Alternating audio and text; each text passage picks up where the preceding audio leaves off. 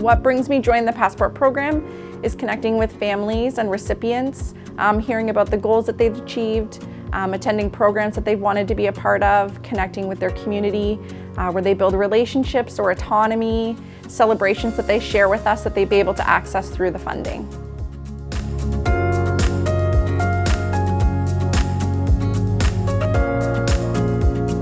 So the Passport program is a financial reimbursement program funded by MCCSS, and it's to help adults with developmental and/or intellectual disabilities connect with their community. While the DSO is the central access point to access Passport funding, it doesn't actually provide the funding. The funding comes from the 11 Passport agencies across the province, which are separate from the DSOs. So recipients can use their Passport funding to attend programs, classes or courses. They can use it for employment or pre-employment supports, and they can also use it for transportation, anything to and from a Passport admissible activity. So recipients would hire a facilitator or planner to put together a person-directed plan. So that usually helps with big life goals. So things might be transitioning out of high school, moving out on their own, getting their own job. A facilitator would help set up a plan with them, would hire supports and services or connect them to the community where those supports and services could support them. Eventually the facilitator kind of backs out of that relationship so the person can do that more independently.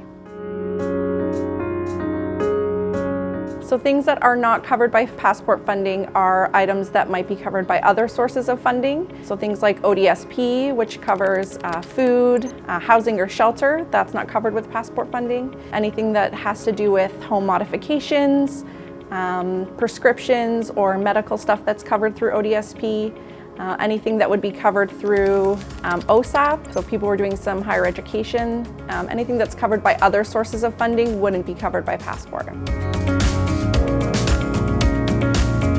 So recipients can use their funding for things in their community.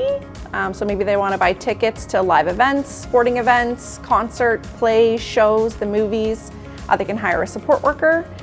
So they can pay their support worker hours and any of the events that they want to attend with them. They can attend sporting events or they can go to sporting events. They can join sports and recreation, so they could use it for swimming or soccer, maybe a dance or Zumba.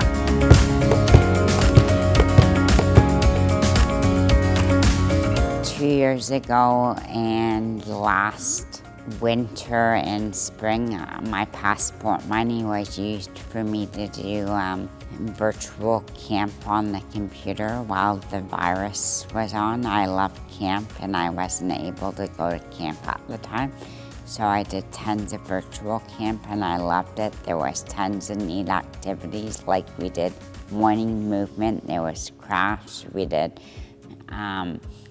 full camp activities, we did virtual field trips and other stuff as well. I like going out with my respite worker, going to Toronto. About a week or so ago, we went to Little Canada in Toronto, and sometimes we go to the movie theaters, and sometimes we go to the mall or for a bite to eat, and it's really been great. I bought a couple of things and got it covered by Passport. I got like books and stuff because I love reading. I got an iPad because I like watching Disney Plus on it. I like Apple Music, downloading my favorite songs and stuff. And I also got Legos so I can make a Lego village, and that was fun. Being able to access this money gets me out to do more fun things. It's a great program and it's fun. People who are looking for more information about Passport funding, they can check out the Passport program website. It'll have all the information, helpful links, videos, how-tos, and any information you're looking for in related to Passport funding.